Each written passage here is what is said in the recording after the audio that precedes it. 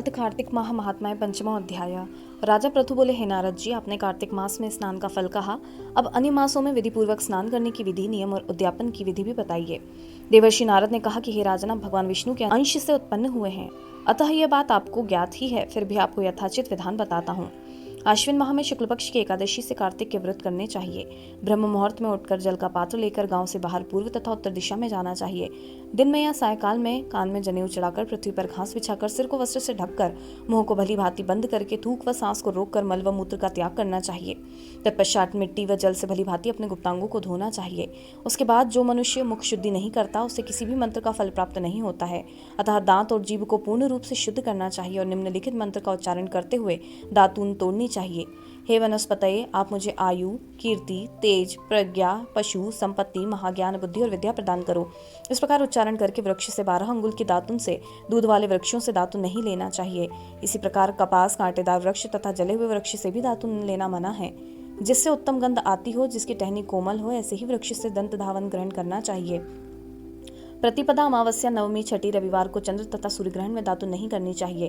तत्पश्चात भली भांति स्नान करके फूलमाला, चंदन और पान आदि पूजा की सामग्री लेकर प्रसन्न चित्त व भक्तिपूर्वक शिवालय में जाकर सभी देवताओं को अर्घ्य देना चाहिए। अर्घ्य, आचमनीय आदि वस्तुओं से पृथक पृथक पूजा करके प्रार्थना एवं प्रणाम करना चाहिए। फिर भक्तों के स्वर में स्वर मिलाकर श्रीहरि का कीर्तन करना चाहिए। मंदिर में जो गायक भगवान श्रीहरि का कीर्तन करने आए हों, उनका माला, चंदन, तांबुल आदि से पूजन करना चाहिए, क्योंकि देवालयों में भगवान विष्णु को अपनी तपस्या, योग और दान द्वारा प्रसन्न करते थे, परंतु कलयुग में भगवत गुणगान को ही भगवान श्रीहरि को प्रसन्न करने का एकमात्र साधन माना गया है। नारद जी राजा पृथु से बोले कि हे राजन, एक बार मैंने भगवान से पूछा कि हे प्रभु, आप सबसे अधिक कहाँ निवास करते हैं। इसका उत्तर देते हुए भगवान ने कहा कि हे नारद, मैं वैकुंठ या योगियों के हृदय में ही निवास नहीं करता, अपितु जहाँ मेरे भक्त मेरा कीर्तन करते हैं, मैं वहाँ अवश्य निवास करता हूँ। जो मनुष्य चंदन माला आदि से मेरे भक्तों का पूजन करते हैं, उनसे मेरी ऐसी प्रीति होती है कि जैसे मेरे पूजन से भी नहीं हो सकती। नारद जी ने फिर कहा कि शिरीष, धतूरा, गिरजा, चमेली, केसर, कंदार और कटहल के फूलों व चावलों से भगवान विष्णु की पूजा नहीं करना चाहिए। अड़हल, कंद, गिरीश, जूही, मालती और केवड़ा के पुष्पों से भगवान शंकर की पूजा नहीं करनी चाहिए। जिन देवताओं की पूजा में जो फूल निर्दिष्ट हैं, उन्हीं से उनका पूजन करना चाहिए। पूजन समाप्ति के बाद भगवान से क्षमा प्रार्थना करना चाहिए, यथा, हे सुरेश्वर, हे देव, न मैं मंत्र जानता हूँ न क्रिया, मैं भक्ति से भी हीन हूँ, मैंने जो कुछ भी आपकी पूजा की हो उसे पूरा कीजिए।